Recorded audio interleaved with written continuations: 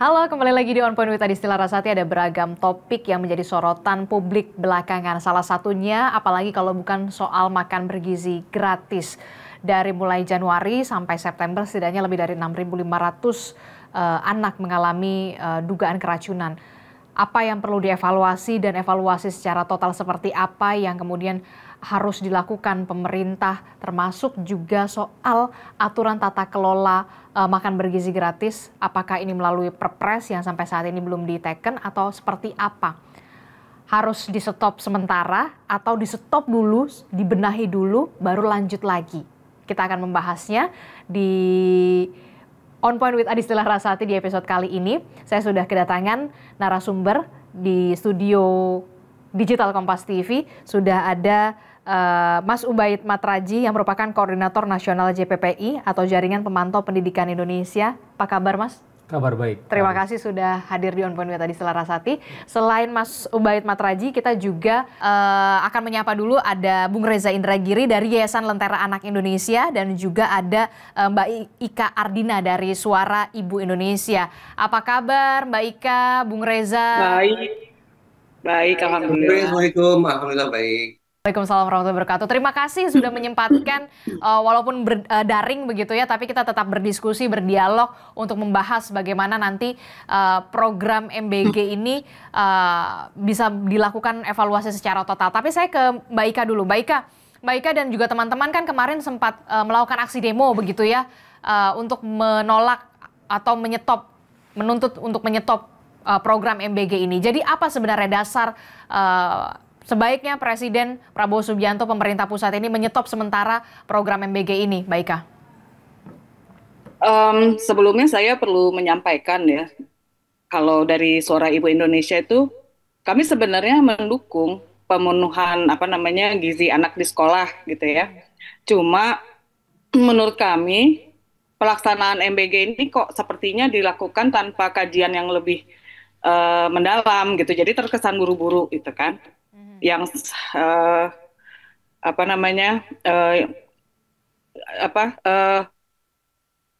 banyak daerah yang atau sekolah yang sebenarnya nggak perlu dapat MBG itu kayak dipaksakan dapat MBG gitu ya.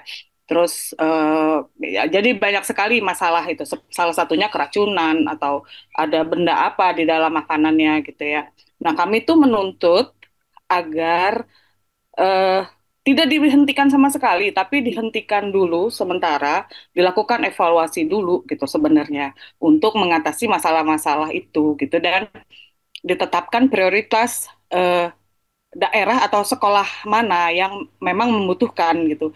Jangan sampai kejadian seperti di Solo ya kalau nggak salah, atau kemarin juga ada berita sekolah di entah di Jakarta atau di mana, nanti minta tolong dikoreksi, yang orang tuanya protes gitu, anak saya diantar ke sekolah pakai Pajero, ngapain dikasih MBG Banten gitu kan, istilahnya kayak gitu. Banten ya, maaf. Ya seperti itu kan seharusnya tidak terjadi gitu, dan masih lebih banyak lagi daerah atau sekolah yang memang membutuhkan gitu kan. Jadi ya lakukan aja dulu evaluasi gitu. Dihentikan dulu deh gitu. Jangan biarkan, walaupun memang jumlah keracunannya kecil, tapi kan tetap saja gitu loh. Anak kan bukan angka gitu. Anak kan bukan statistik gitu ya. Ya itu aja sih sebenarnya kalau dari Suara Ibu Indonesia. Oke, jadi kalau menurut Anda dihentikan dulu sementara, dibenahi dulu, dimatangkan dulu semuanya, baru setelah beres dilanjutkan kembali begitu ya? Iya, dengan itu tadi kepresnya ya. Perpres. Seharusnya perpresnya juga kan mengatur prioritasnya gitu ya. Nggak tahu sih, saya bukan orang yang paham dengan aturan-aturan seperti itu, tapi ini bicara dari kacamata ibu gitu kan, harusnya ya diatur gitu.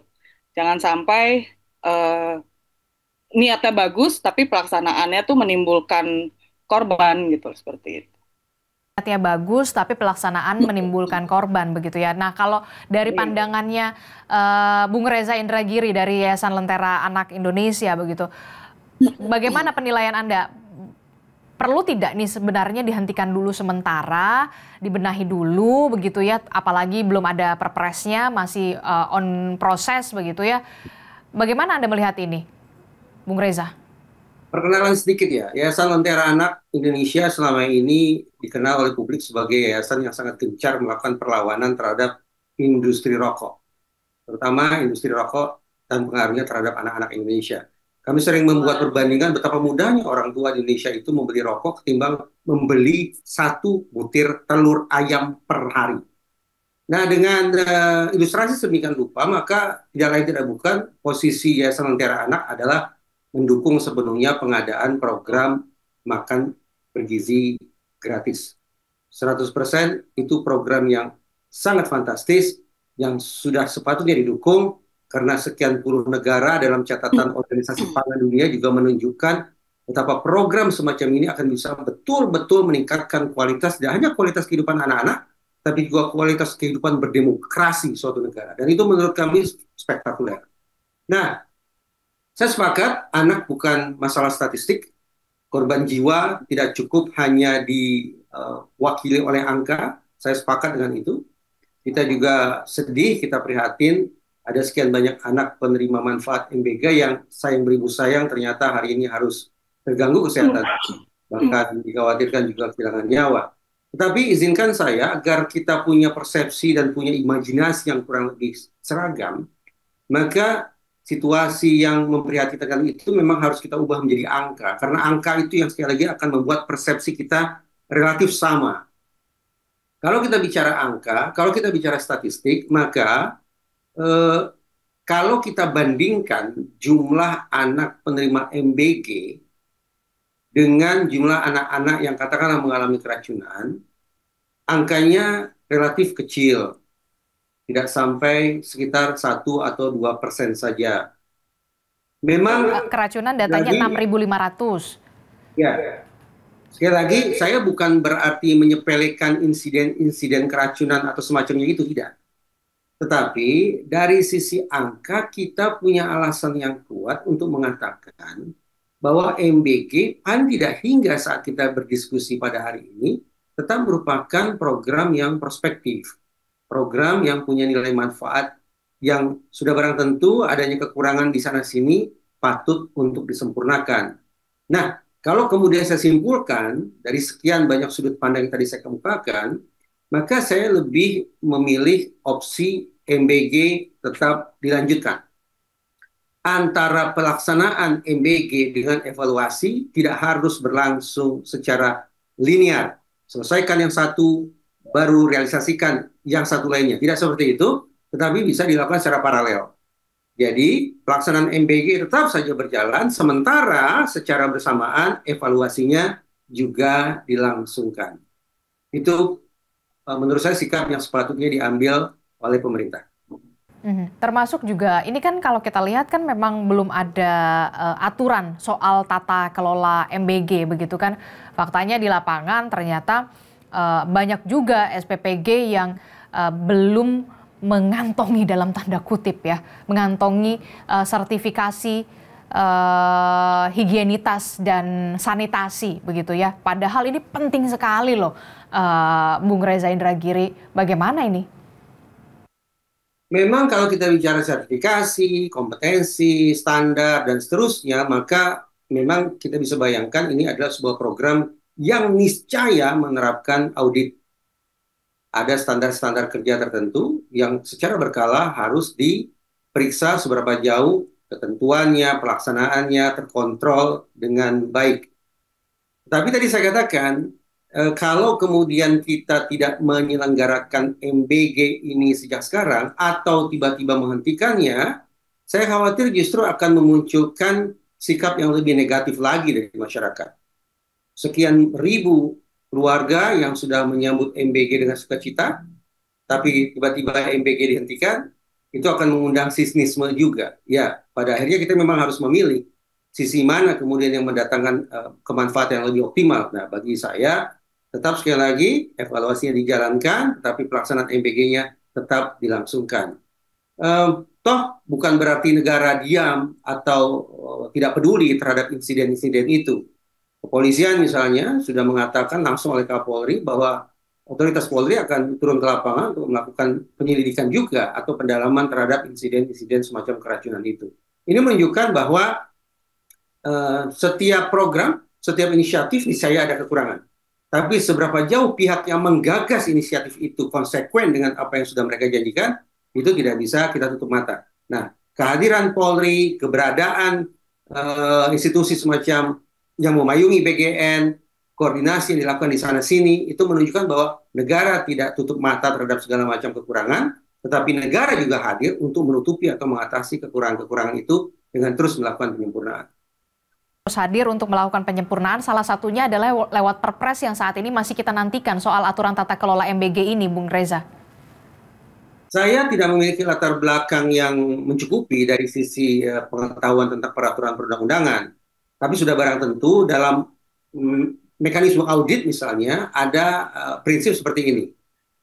Write what you do what you write. Tulis apa yang engkau kerjakan dan kerjakan apa yang engkau tulis. Dengan mengacu pada prinsip atau azas semacam ini, keberadaan regulasi, Perpres misalnya, adalah keharusan. Oke, jadi regulasi salah satunya adalah dengan Perpres ini adalah keharusan. Ya, ya. Dan itu adalah bentuk salah satu bentuk negara hadir untuk bisa menyempurnakan itu. Apalagi ini program andalan dari Presiden Prabowo Subianto. Kita harus punya kesamaan persepsi bahwa MBG ini bukan semata-mata masalah bagaimana membuat anak Indonesia menjadi kenyang, bagaimana membuat anak-anak Indonesia secara fisik atau secara lahiriah menjadi lebih sehat daripada sebelumnya. Bukan hanya seperti itu. Manfaat susulan atau ramifikasi dari MBG ini luar biasa, dan itu sudah teruji secara saintifik. Misalnya ya, kita bicara MBG, tapi cukupkah kita punya keinsafan bahwa akibat atau berkat adanya MBG di sekian banyak negara, animo orang tua untuk menyekolahkan anak mereka itu melonjak drastis. Sebaliknya, seiring dengan keberadaan MBG di puluhan negara, tingkat bolos siswa itu menurun juga drastis. Dengan demikian, bisa kita pahami bahwa ternyata keberadaan MBG secara langsung atau tidak langsung bisa mengubah mindset masyarakat tentang betapa pentingnya pendidikan bagi anak-anak.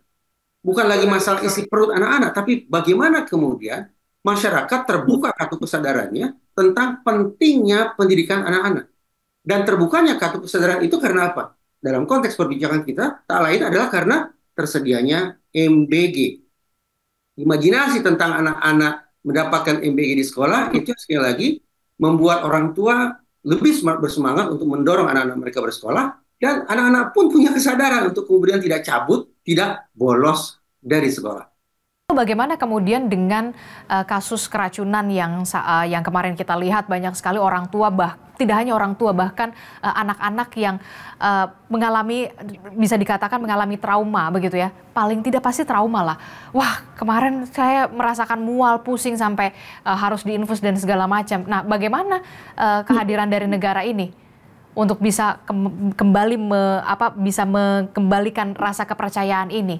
Itu kan jadi pertanyaan kita semua juga. Izinkan saya untuk membingkai masalah keracunan dan sejenisnya itu sekali lagi adalah masalah yang memprihatinkan. Menjadi isu serius terkait dengan kesehatan anak-anak.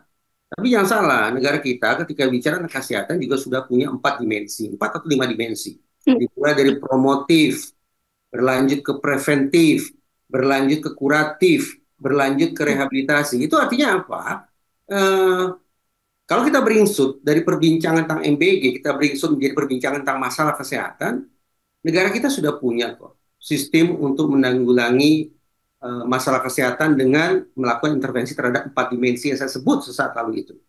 Tinggal lagi bagaimana 4 dimensi ini secara sistemik, saya ulangi, bagaimana 4 dimensi itu tadi secara sistemik juga bisa diimplementasikan dalam konteks MBG. Ini bagi saya memang hingga saat ini masih merupakan pertanyaan. Tapi hitung-hitungan di atas kertas, karena 4 dimensi itu sudah tersedia, maka menautkannya ke masalah MBG, mudah-mudahan akan juga bisa diatur tata laksananya di dalam Perpres yang juga sedang digodok oleh pemerintah.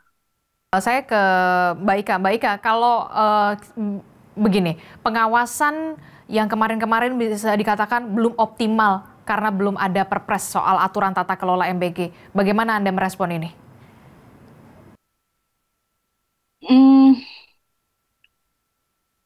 sekalipun belum ada Perpres, tapi kan sudah dilaksanakan ya. Dan itu sifatnya kan top down. Kegiatan apa? Program MBG itu sekolah hanya menerima gitu. Ini ada makanan bergizi gratis, terima. Nah, seharusnya eh, pihak penyelenggara itu juga melakukan pengawasan pada saat yang bersamaan. Memang ini kan suatu aktivitas baru, kegiatan baru, program baru gitu ya. Tapi sebenarnya kita tuh kan punya banyak sekali ahli gizi. Kita sering lah lihat dokter Tan gitu berapi-api mengkritisi program ini gitu kan. Bukan hanya masalah keracunan ya, tapi makanan yang diberikan gitu loh. Itu kan kalau dari apa namanya dari gizi itu banyak yang dikasih, misalnya susu cair seperti itu ya. Itu kan berarti pengawasannya tidak jalan gitu. Maksudnya makanan bergizi, tapi kok yang dikasih misalnya makanan ultra processed food misalnya seperti itu. Terus ya itu sih harusnya pada saat yang bersamaan ketika program itu dijalankan, misalnya untuk percontohan sekalipun itu sudah harus ada pengawasannya gitu loh. Eh, oleh lembaga atau yayasan yang ditunjuk untuk menjalankan MBG itu. Tapi kan kayaknya ini enggak ya. Atau saya juga nggak tahu sih apakah eh,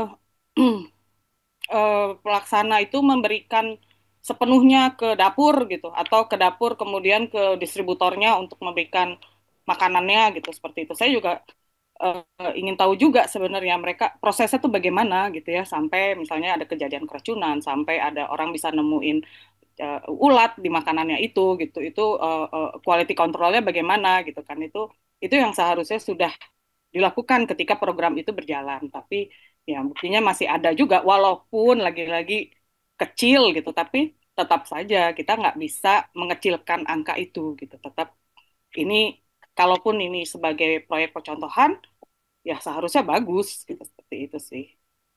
Nilai pengawasan selama ini belum optimal? Maaf, mana? Pengawasan belum optimal? Ya buktinya ada kasus keracunan itu kan, buktinya ada itu. Walaupun nggak di semua tempat gitu kan.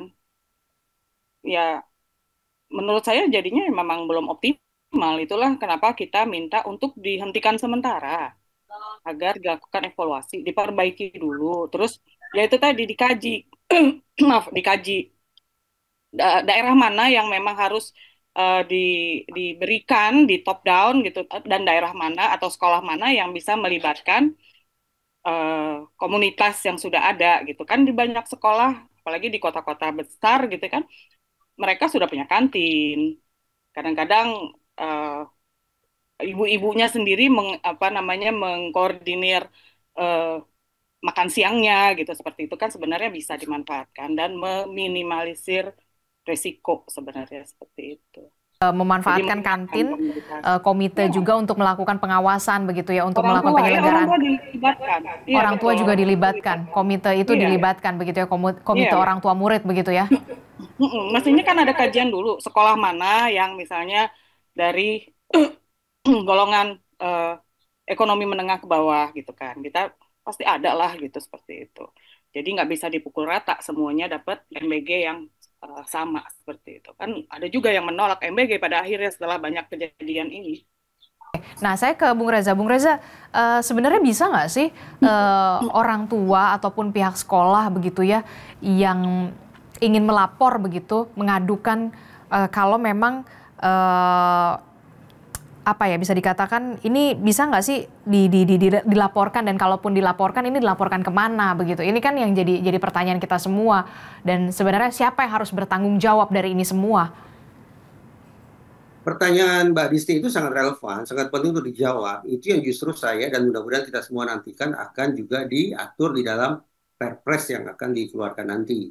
Tetapi kita bicara common sense ya, kita bicara tentang pemikiran awam. Ketika misalnya terjadi insiden semacam ini, kemana kita harus melapor? Sebetulnya ada satu lembaga yang punya otoritas sangat luas, yang bisa merambah ke seluruh dimensi kehidupan masyarakat kita. Apa itu? Polri. Jadi terlepas saat ini juga sedang marak narasi tentang tim reformasi Polri, tapi harus saya katakan di dalam hitung-hitungan di atas kertas, Polri lah yang semestinya punya daya jangkau paling jauh ke dalam, termasuk untuk menangkap, menerima laporan-laporan terkait dengan insiden terkait dengan MBG. Karena itu, per detik ini menurut saya sangat realistis kalau kemudian masyarakat memilih untuk menyampaikan laporan mereka kepada Polri. Mudah-mudahan Polri tidak akan berkelit dengan mengatakan, oh itu urusan kami, tidak bisa.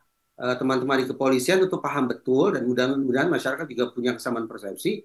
Polri bertugas sebagai pelayan, pelindung, pengayom masyarakat. Kita tidak bicara Polri sebagai sebuah lembaga penegakan hukum. Kita bicara Polri sebagai lembaga pelindung, pengayom, pelayan masyarakat.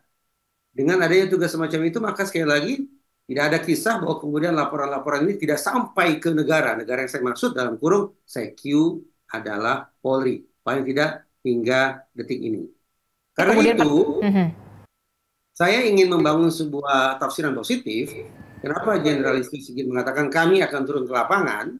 Itu mengindikasikan sekali lagi mudah-mudahan Polri memang punya keinsafan bahwa mereka tidak bisa tutup mata dan mereka merasa punya keterpanggilan untuk ikut dalam penanganan masalah insiden-insiden terkait dengan MBG. Apakah harus dilaporkan dulu begitu ya, ketika masyarakat harus melapor dulu, atau tidak perlu melapor dulu, dilihat ada unsur dugaan kelalaian di sana dan segala macam bisa diproses? Seharusnya kan seperti itu, atau gimana? Sekali lagi saya hingga saat ini belum melihat adanya peraturan tentang mekanisme bagaimana ketika terjadi insiden penyikapannya seperti apa. Stakeholders apa saja yang kemudian harus melakukan tindak lanjut atas insiden-insiden tersebut saya belum tahu, dan kita perlu berdiskusi tentang itu. Tapi ya sudah barang tentu lembaga negara tidak harus dalam posisi pasif menunggu di kantor sampai ada laporan, tapi begitu radar mereka menangkap adanya peristiwa, adanya insiden di lapangan, tanpa menunggu laporan pun semestinya mereka sudah melakukan penyikapan. Tapi ada catatan begini, Mbak Adisti, Mbak Ika. Tadi saya menyimak apa yang Mbak Ika sampaikan, dan saya memberikan respek atas perspektif itu. Kalau saya coba simpulkan, Mbak Ika punya concern besar, punya kepedulian mendalam terhadap kualitas pangan, kualitas MBG itu sendiri. Itu tepat. Namun, kalau saya ingin mengatakan bahwa masalah MBG ini harus kita antisipasi lebih dengan skala yang lebih luas. Yang saya maksud begini, bahkan ketika Polri mengatakan akan turun ke lapangan melakukan pendalaman, itu juga konteksnya saya pahami masih sebatas untuk mengecek standar kualitasnya sehat atau tidak, bersih atau tidak, penyimpanannya bagus atau tidak. Itu relevan, itu bagus, tapi menurut saya terlalu terbatas. Harus lebih luas. Kenapa? Maaf ya, saya ini kadung beranggapan bahwa proyek apapun, program apapun di Republik ini tinggal menunggu waktu sampai dikorup habis-habisan. Asumsi jelek saya itu pun muncul ketika kita bicara tentang MBG. Seolah hanya tinggal menunggu waktu sampai kemudian ada penyelewengan-penyelewengan terkait dengan MBG. Penyelewengan yang tidak sebatas diberikan contohnya tentang keracunan, tentang ulat, tentang makanan basi, tidak sebatas itu. Tapi penyelewengan berupa korupsi. Nah, korupsi harus kita sepakati tidak terelakkan, merambah ke semua dimensi kehidupan kita, seolah tinggal menunggu waktu saja, sampai kemudian korupsi juga mengobrak-abrik sistem pangan atau food system kita. Ketika kita bicara korupsi terhadap food system, maka kita tidak hanya bicara tentang kualitas, tapi kita bicara tentang food security, food safety, food quality, seperti yang tadi digarisbawahi oleh Mbak Ika, tambah lagi food equity, dan juga social justice. Nah, ini 5 pilar dalam food system yang mudah-mudahan tidak ya. Tapi saya betul-betul khawatir hanya tinggal menunggu waktu sampai 5 pilar dalam food system ini juga dibikin porak-poranda oleh korupsi. Nah, lembaga-lembaga negara terkait, terutama otoritas penegakan hukum, bukan hanya Polri, Kejaksaan Agung, bahkan KPK pun sudah sepatutnya masuk ke dalam sebuah sistem pelaksanaan MBG ini. Kalau kita lihat ya, karena kalau kita lihat anggarannya ini nggak main-main loh, Bung Reza Indragiri dan juga Mbak Ika. Ada dugaan celah-celah korupsi ini yang memang harus ditutup sedemikian rupa ya, Bung Reza dan juga Mbak Ika. Jadi dengan latar belakang saya ya di bidang psikologi forensik yang berdekatan dengan hukum, saya sungguh-sungguh risau bukan terkait dengan masalah kesehatan. Tadi masalah kesehatan sudah saya tinjau ada 4 dimensi: promotif, preventif, kuratif, rehabilitasi. Mudah-mudahan negara kita cukup mampu lah ke situ. Yang paling merisaukan saya justru bagaimana kemudian diskusi ini kita perluas menjadi kemungkinan adanya praktek-praktek pelanggaran hukum berupa korupsi. Pada aspek itu yang sesungguhnya saya lebih risau dan tidak punya ramalan yang begitu positif juga tentang bagaimana negara punya kesanggupan untuk mengamankan food system, untuk memastikan MBG ini terhindar dari penyelewengan, terutama berupa korupsi. Karena kemudian pemerintah bisa bisa melakukan pengawasan di itu dengan kejaksaan masuk, kemudian KPK masuk, termasuk juga polisi juga di sana, seperti itu. Kalau kita bersepakat bahwa tidak menunggu waktu sampai kemudian korupsi mengobrak-abrik MBG, maka dari sisi kelembagaan sebetulnya sudah lengkap. KPK sudah barang tentu mereka core bisnisnya adalah pemberantasan korupsi. Kejaksaan Agung juga ada pidana khusus. Jangan lupa loh, di Polri juga ada Direktorat Tindak Pidana Korupsi. Ini agak aneh sedikit, catatan kecil ya. Ketika Presiden Prabowo bicara tentang bersih-bersih di BUMN, Presiden mengatakan saya akan mengirim KPK dan Kejaksaan Agung. Seolah Presiden lupa, di Polri ada Direktorat Tindak Pidana Korupsi. Kembali ke pokok persoalan. Kalau masalah kerawanan MBG diselewengkan oleh tindak korupsi, adalah sebuah kekhawatiran yang beralasan, maka sesungguhnya sudah tersedia paling tidak 3 lembaga penegakan hukum yang harus sejak sekarang dilibatkan, bahkan dimasukkan ke dalam Perpres untuk ditentukan betapa mereka punya relevansi dan mereka punya urgensi untuk ikut tanda petik cawe-cawe dalam masalah MBG ini. Anda sepakat Mbak Ika apa yang sudah dijelaskan oleh Bung Reza Indragiri, jangan sampai kemudian sebenarnya anggaran itu kan anggaran dari kita begitu, dari rakyat dan untuk rakyat begitu Mbak Ika. Iya betul. Saya setuju sekali itu masalah yang harus diseriusi juga sih. Kalau bisa jangan sampai kejadian gitu kan. 335 triliun untuk tahun 2026 dan 1,2 triliun ya per hari. Tapi anak-anak masih dapat. Iya, anak-anak ternyata ada daerah yang satu porsi makanan anak-anak itu 6.500 rupiah gitu ya. Itu sebenarnya juga kan dari situ aja sudah bisa, harusnya sudah ada apa namanya ya, alertnya ya, sudah harus waspada gitu. Katanya seharinya 15.000 per anak. Kok sampai ke anaknya 6.500. Udah itu dapatnya biskuit se seiris tipis apa namanya semangka. Ini saya ngomongnya dari kacamata ibu-ibu ya. Apalagi susu kotak. Padahal itu susu isinya gula gitu kan. Ketika kita berusaha untuk memberikan pajak apa cukai terhadap gula, anak-anak dikasih gula gitu seperti itu kan bahaya untuk masa depan, untuk kedepannya itu bahaya sekali gitu kan.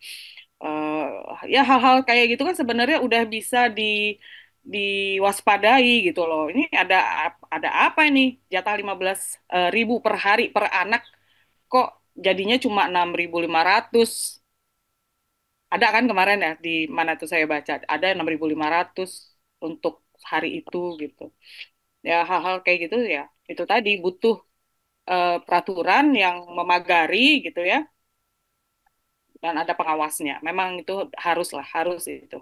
Selain evaluasi ya, dan terutama evaluasi dulu, dikaji dulu, eh, dilibatkan masyarakat. Kita makanan utama tuh nggak cuma beras loh gitu. Kemarin ada video juga beredar di Papua, anak-anak itu mengambil ubi dan kemudian mengambil lauk pauk. Itu kan bagus sekali gitu ya. Diberdayakan aja masyarakat itu gitu. Jadi Lokal untuk ya. suatu program yang gizi sebenarnya kan hal-hal seperti ini seharusnya melibatkan lingkungan, melibatkan selain keluarga, lingkungan, ya jadi nggak, udah bukan zamannya lagi deh top down gitu ya, komando gitu kayaknya udah bukan zamannya gitu. Ini harus dari bawah nih diberdayakan gitu seperti itu sih kalau menurut saya. Oke, saya juga Bung Reza dan juga Mbak Ika, kita akan baca dulu begitu ya komentar-komentar dari netizen soal program makan bergizi gratis ini yang kemarin kita lihat angkanya besar sekali ya, 6.500 itu tetap bukan soal angka tapi soal nyawa begitu ya. Kita akan lihat dulu bagaimana komentar-komentar netizen soal makan bergizi gratis ini. Oke, nah ini dia, lanjut. Dari Muhammad Yusuf ini mengatakan lanjut soalnya saya kerja di dapur MBG. Nah ini juga kan kita tidak bisa tutup mata juga dengan adanya program makan bergizi gratis ini ada apa ya, mata pencaharian yang banyak sekali orang yang bergantung di SPPG begitu. Nah itu juga salah satu yang setuju begitu ya, karena memang kerja di dapur MBG. Terus kita akan lihat lagi komentarnya dari netizen. Nah ini komentarnya adalah amburadul harus di stop, eksekusinya kacau balau dan high cost. Transfer saja 15.000 ke ibu, transfer saja uangnya 15.000 ke orang tua siswa ya, khusus yang dari keluarga prasejahtera dan sejahtera 1. Jadi ditransfer saja uangnya, diberikan saja uangnya supaya orang tua mereka yang kemudian memasak lah ya, ibaratnya memberikan anak mereka makan bergizi. Lanjut lagi, kita akan punya lagi komentar dari netizen. Nah, ini dia agak panjang nih. Sejak awal tidak setuju program MBG karena seperti menabur garam ke lautan. Apa iya semua siswa itu kekurangan gizi? Fokuskan saja bantuan MBG kepada siswa-siswa yang benar-benar kekurangan gizi. Minta data ke pihak sekolah beserta dinas pendidikan setempat. Tapi kalau pemerintah ngotot MBG tetap harus jalan biar pihak sekolah masing-masing yang mengelolanya. Oh, pengelolaan itu di sekolah masing-masing, libatkan komite sekolah. Libatkan pula pedagang kantin yang sebelumnya berjualan di sekolah. Selain lebih efektif, juga tidak merampas mata pencaharian mereka yang selama ini berdagang di sekolah. Nah, ini banyak juga komentarnya ya soal beragam begitu ya. Ada lagi komentar dari netizen?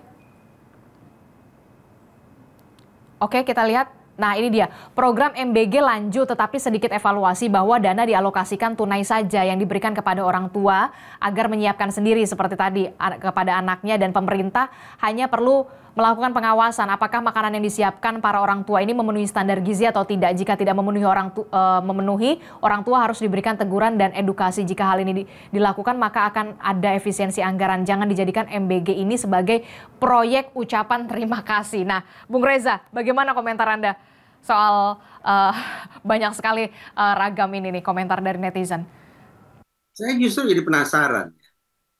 Ketika Presiden Prabowo menjanjikan bahwa sekiranya dia terpilih sebagai presiden, dia akan menyelenggarakan program MBG, kalimat dari Presiden Prabowo itu kita tafsirkan sebagai public interest atau personal interestnya seorang Prabowo. Saya tidak tahu jawabannya apa. Itu harus disurvei.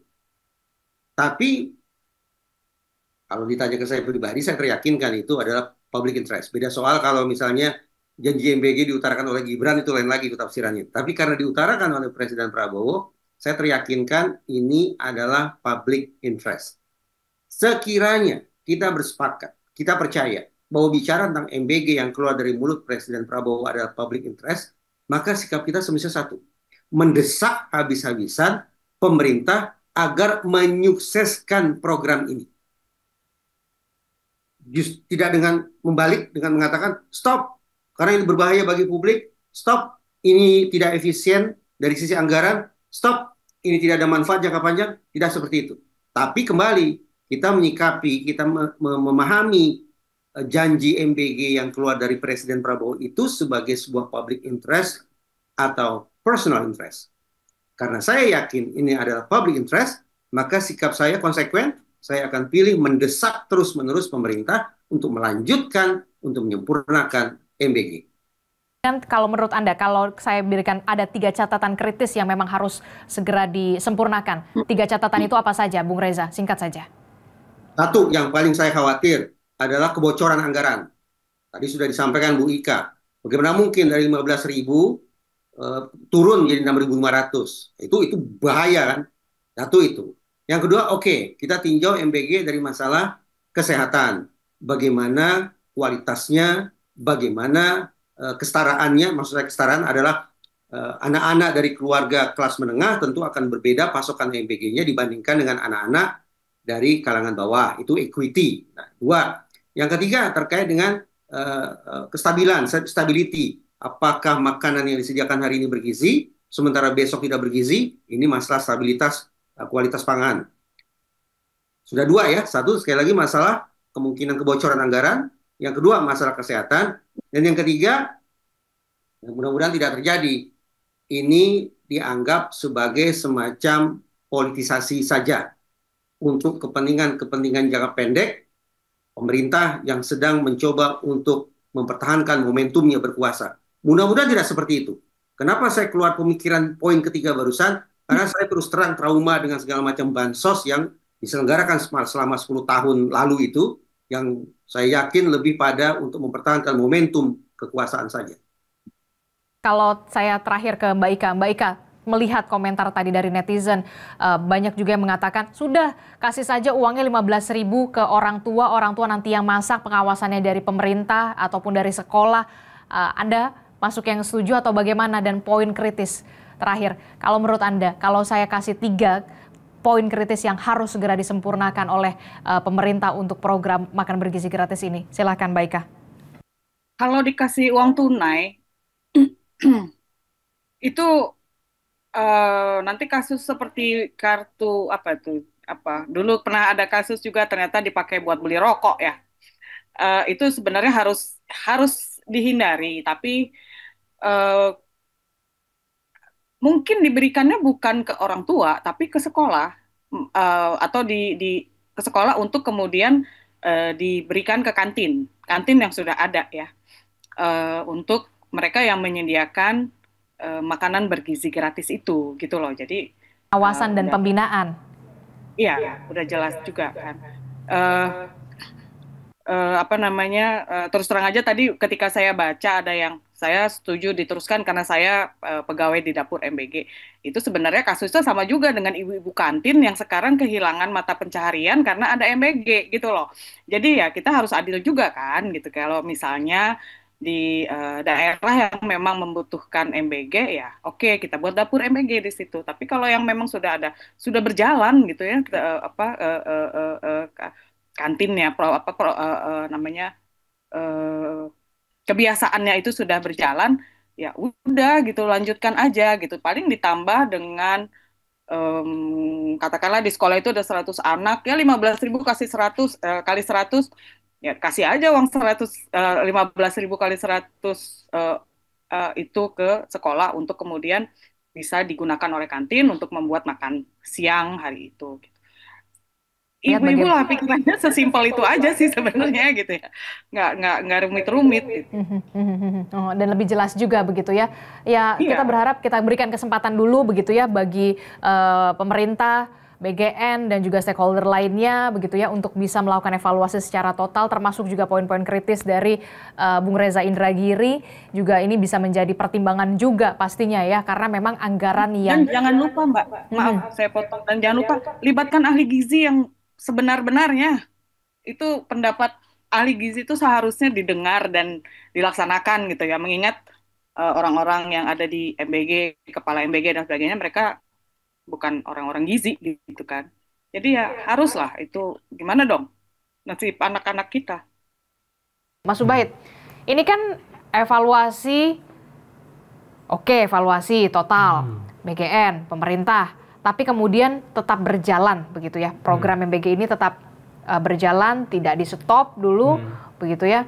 Nah kalau menurut pandangan Mas Ubaid sendiri, langkah ini sudah tepat atau justru stop aja dulu semuanya, perbaiki dulu tata kelolanya semuanya, baru jalan lagi ketika semuanya sudah sempurna?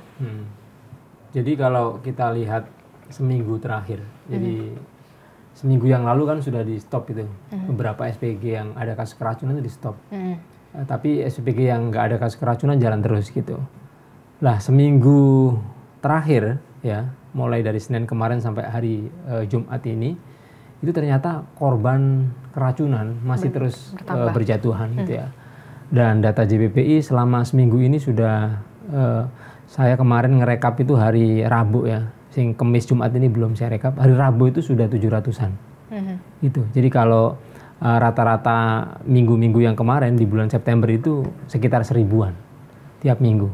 Nah kalau misalnya hari Minggu itu sudah di stop, minggu kemarin udah stop, dan minggu ini hari Rabu angkanya sudah 700, berarti kan nggak ngaruh apa-apa itu.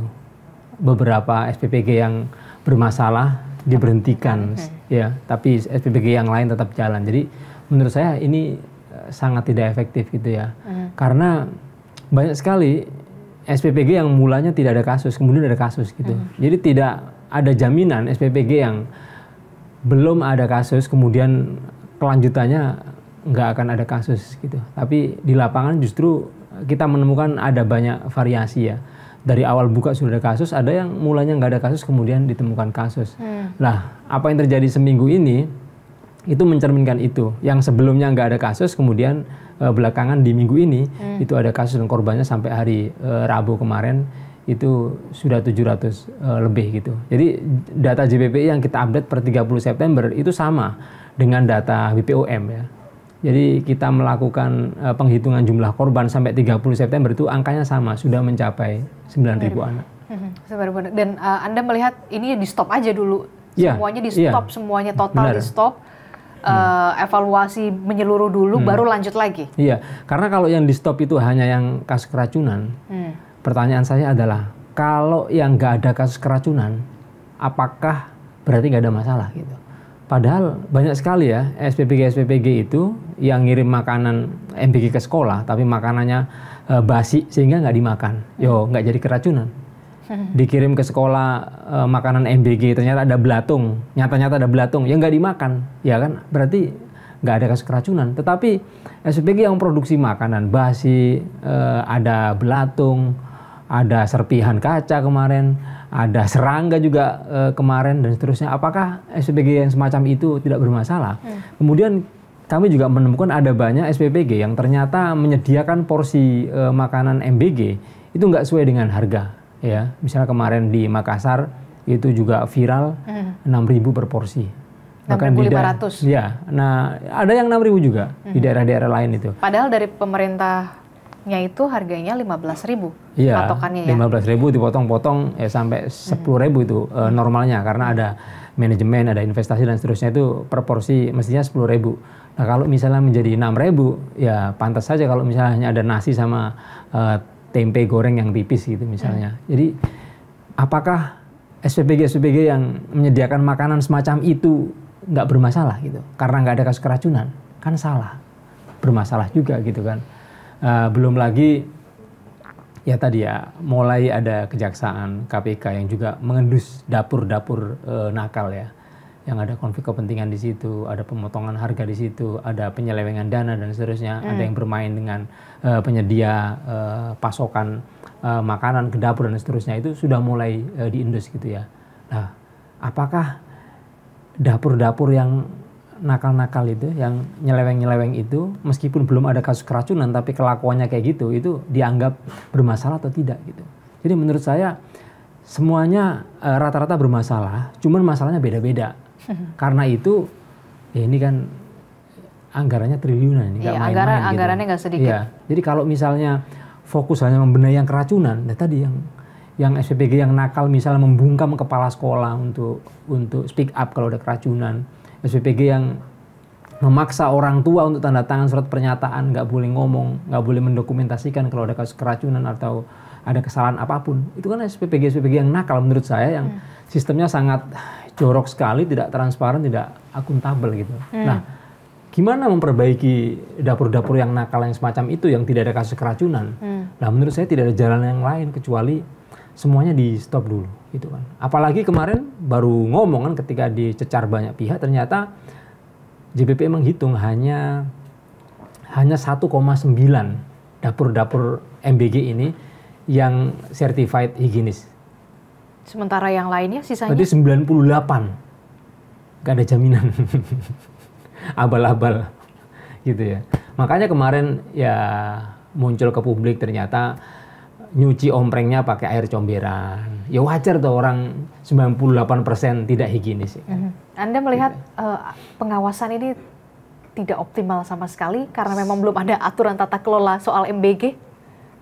Aturannya kan misalnya juknis, pedoman itu ada, tapi kan dibikin suka-suka BGN gitu. Jadi standarnya memang berbeda-beda nih setiap. Iya, berbeda-beda gitu kan, sehingga misalnya dinas pendidikan ini boleh terlibat apa enggak gitu kan, dinas kesehatan ini boleh terlibat pemerintah apa daerah enggak. setempat, pemerintah daerah ini kan selama ini sampai saat ini kan belum dilibatkan gitu.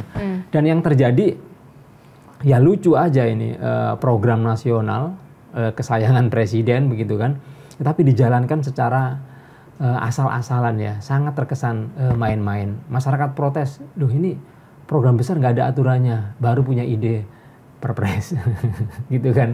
Loh ini ke sekolah kok nggak ada petugas SPPG di sekolah ini, sehingga guru harus jadi babu MBG ini kan untuk mencicipi. Iya, bagaimana ini garda guru terakhir untuk bisa sebelum akhirnya dikonsumsi ini layak konsumsi atau enggak.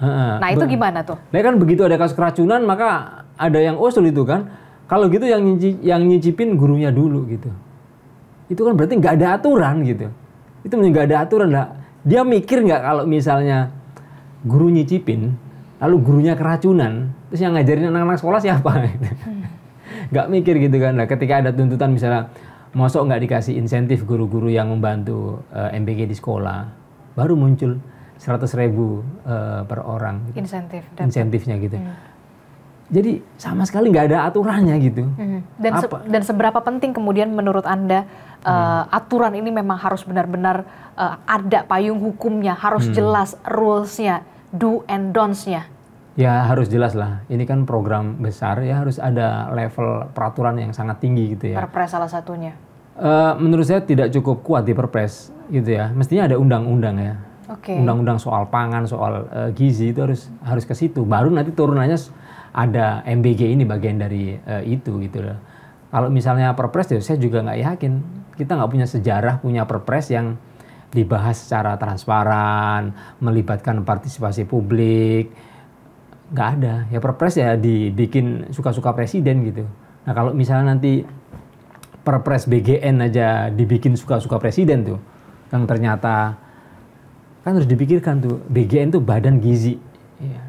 Masa di dalamnya nggak ada orang yang paham gizi misalnya. Nah, itu kan bagaimana perpres BGN itu tidak memikirkan itu? Maksud Anda struktural secara kepengurusan begitu? Iya, namanya gizi. Kan namanya badan gizi. Masa orang-orang yang duduk di badan gizi kagak ada yang paham gizi gitu.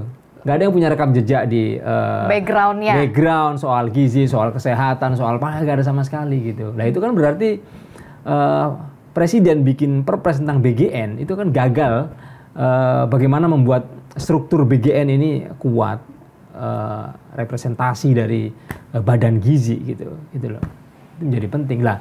Kalau nanti ada perpres MBG sama nggak atau sejauh mana presiden mendengarkan suara-suara dari anak-anak, suara dari orang tua, suara dari guru gitu loh.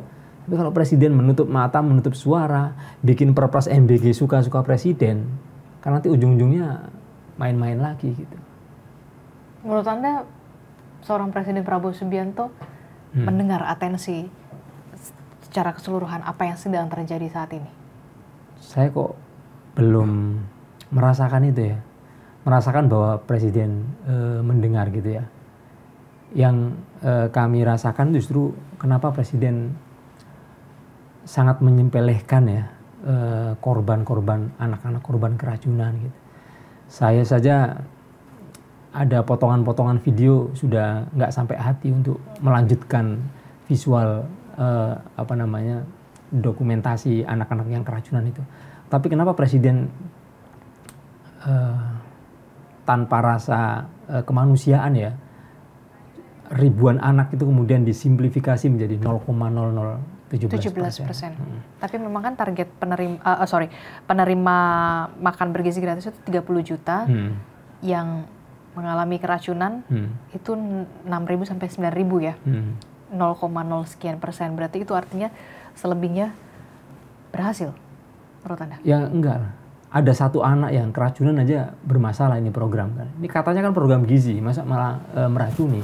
Bahkan kemarin sudah ada yang diduga dan harus diinvestigasi ini meninggal karena MBG kan di Bandung Barat kemarin itu gitu. Dan kami menyesalkan kenapa Pemda setempat kemudian Dinas Kesehatan setempat buru-buru menyimpulkan kalau ini bukan karena MBG gitu.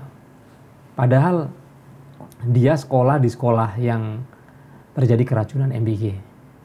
Di hari yang sama teman-temannya kambuh, dia juga merasakan gejala yang sama dengan teman-temannya yang kambuh.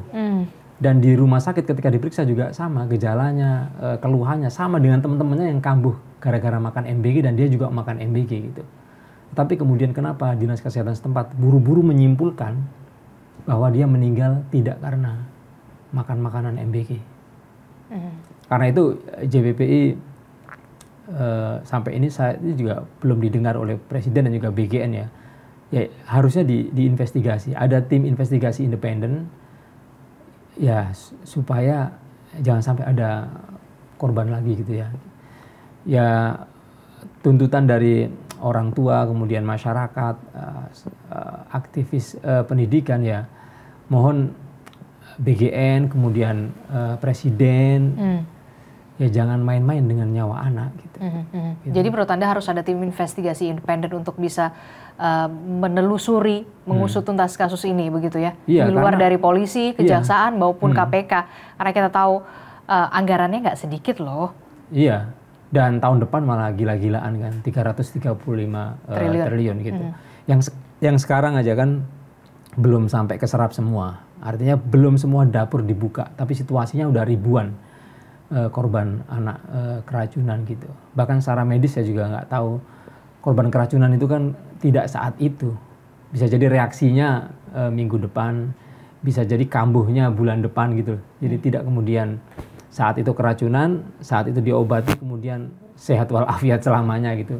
Tidak semacam itu kan. Dan ini kan sangat merugikan anak. Termasuk juga ini pemerintah kan dalam tanda kutip yang menggenjot untuk targetnya lebih besar, lebih banyak lagi penerima makan bergizi bergratis begitu sampai kemarin kita lihat di Serang Banten salah satu sekolah swasta begitu sampai mempertanyakan sekolah swasta dalam tanda kutip ya grade A gitu ya. Kok dapat MBG? Makanya ini nggak ada kesan program ini ya.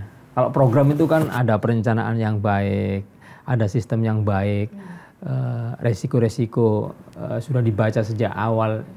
Ini tidak ada kesan program ini ya kayak proyek MBG. Jadi ini bagi-bagi proyek gitu ya, sehingga ya ini uang besar sejak awal BGN dibentuk, kemudian dapur beroperasi dan juga Presiden berkali-kali kasih komentar tentang MBG ya. Saya tidak pernah dengar satupun ya pernyataan soal kualitas MBG yang selalu digembar-gemborkan. Saya nggak tahu, mungkin dia mau bikin rekor dunia atau apa gitu ya. Sudah sekian puluh ribu gitu kan. Selalu dari si kuantitas penerima manfaat dari MBG ini, tapi apa dampak perubahan gizi atau bagaimana kualitas dari menu MBG itu sama sekali tidak ada pernyataan soal itu. Termasuk juga upaya menutup dugaan celah korupsi di sana? Iya, sama sekali malah. Sama sekali nggak ada pernyataan dan sistem itu sangat lubangnya sangat besar sekali dan ya ini bahaya ya.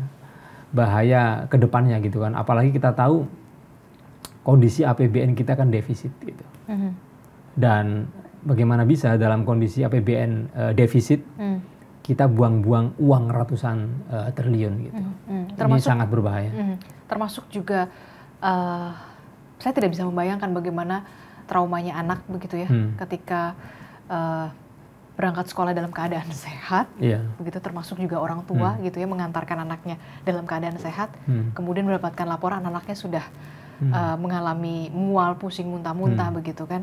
Sampai ya itu trauma dari anak dan orang tua begitu. Bagaimana kemudian pemerintah bisa mengembalikan kepercayaan lagi soal makan bergizi gratis ini? Ya, jangankan kita punya anak ya, kita punya hewan kesayangan aja misalnya. Kita punya kucing kita batuk kita sedih loh. Kucing kita batuk, aduh kenapa kok batuk, kenapa kok sakit. Biasanya dia riang main sama kita ya. Tahu dia batuk, kita segera kita obati dan seterusnya, kita sedih juga. Nah ini anak kesayangan gitu ya. Mungkin presiden juga punya kucing, siapa namanya? Bobby atau siapa itu. Bagaimana kalau yang keracunan itu Bobby, kucing kesayangan presiden. Kira-kira, wah ini nggak apa-apa, Bobby kan 0, berapa gitu. Saya kok yakin presiden pasti ada muncul empati, ada perasaan, ya jangan sampai lah kucing kesayangan saya sakit gitu. Termasuk juga soal ini, ada juga kan komentar dari netizen yang mengatakan, apakah Anda setuju uangnya saja yang diberikan 15.000 kepada orang tua siswa, orang tua murid, begitu nanti biarkan orang tua dan juga sekolah yang mengelolanya, tetapi tetap dengan pengawasan dari dinas pendidikan atau dari pemerintah daerah setempat. Apakah Anda setuju dengan adanya ide seperti itu? Saya lebih setuju modelnya itu variatif. Variatif maksudnya? Variatif. Ya itu bisa menjadi salah satu model. Oke. Tapi tidak kemudian diberlakukan secara nasional. Itu untuk daerah-daerah tertentu maksud Anda? Ya artinya saat ini kan formatnya sama. Pokoknya SPBG itu punya ketentuan, luas tanah, luas bangunan, kemudian menjangkau sekian anak. Itu semua SPBG dari A sampai Z sama. Kayak gitu formatnya distribusi MBG itu. Nah, maka butuh alternatif model-model dapur gitu. Sehingga jangan seperti hari ini gitu kan. Termasuk juga pemberdayaan kantin sekolah yang harus dihidupkan kembali? Iya, jangan sampai seperti hari ini ya. Yang saya maksud itu dapur-dapur SPPG kita itu masih berdiri di kota-kota besar. Sementara anak-anak yang membutuhkan, yang katanya presiden tuh makan nasi putih pakai garam, itu sampai hari ini belum dapat. Karena di daerah belum ada dapurnya gitu. Nah, untuk daerah-daerah yang belum kejangkau dapur misalnya. Daerah 3T? Bisa daerah 3T, nggak harus daerah 3T. Misalnya di Kabupaten Bogor aja, masih banyak kecamatan-kecamatan yang anaknya belum dapat MBG. Di Jakarta juga masih banyak gitu kan. Nah, untuk daerah-daerah yang belum kejangkau dapur misalnya, tapi di situ misalnya kecamatan ini atau desa ini kan kita punya pemetaan AKG, angka ketercukupan gizi. Nah, desa-desa mana yang angka ketercukupan gizinya rendah, lalu dapurnya nggak ada, ya bisa manfaatkan itu. Oh, di situ itu misalnya yang sudah beroperasi, misalnya ada sekolah yang punya dapur atau kantin besar, ya bisa dikelola lewat kantin sekolah gitu. Ataupun ada sekolah tapi nggak punya kantin, tapi di situ itu yang bagus itu gerakan posyandunya misalnya. Posyandu kan sudah lama dampingin anak-anak stunting gitu kan. Nah, dana itu bisa dikelola oleh posyandu itu, penerima manfaatnya anak-anak sekolah. Jadi dapurnya bisa bentuknya variasi gitu. Ada juga yang di situ posyandu nggak jalan, kantin nggak ada gitu. Tapi ini komite sekolahnya bagus nih. Bisa aja nanti dana itu ditransfer ke sekolah, dikelola oleh komite sekolah. Nanti kan bisa rembukan dengan guru. Jadi menyesuaikan dengan kondisi di lapangan lah ya. Iya, jadi kita punya tujuan soal pemenuhan gizi, pencegahan stunting. Nah, soal cara ini jangan dipatenkan atau jangan dibikin kaku. Disamaratakan begitu ya. Jangan disamaratakan semuanya harus sesuai dengan dari A sampai Z begitu, semuanya sama begitu ya. Nah, terakhir, kalau menurut Anda 3 poin kritis begitu yang harus segera dievaluasi dari program MBG ini supaya MBG ini tetap bisa berjalan dan ya memang itu wujudnya adalah untuk cita-citanya adalah untuk mewujudkan Indonesia Emas 2045. Yang pertama menurut saya, jangan sampai MBG ini justru bertabrakan dengan program-program yang lain. Ini menjadi penting ya. Pertama, ini sudah tabrakan dengan program pendidikan. Kemendikbudrismen itu punya program wajib belajar 13 tahun. Ya kan, ditingkatkan dulu 9 zaman Orde Baru, kemudian setelah reformasi 12, sekarang presiden dengan Kemendikbudrismen sekarang itu wajib belajar 13 tahun. Artinya ketika wajib belajar yang ditambah 1 tahun dari 12 menjadi 13, maka kebutuhan pembiayaannya jauh lebih besar. Tapi sayangnya APBN 2026 sudah diketok dan ternyata Pos anggaran pendidikan kita itu dipangkas oleh program MBG ini dan nggak tanggung-tanggung dipangkas 30%. Saya punya hitung-hitungan berapa kalau dipangkas 30% itu. Oh ternyata anggaran pendidikan kita yang mestinya menurut pasal 31 Undang-Undang Dasar itu kan sekurang-kurangnya 20%. Tapi setelah dipotong MBG jadi dipotong 14. Sisa 14%. Artinya ketika pemerintah mengalokasikan anggaran pendidikan hanya 14%, kita bisa justifikasi itu adalah inkonstitusional. Melanggar pasal 31 Undang-Undang Dasar 45 yang di situ dikatakan sekurang-kurangnya 20%. Artinya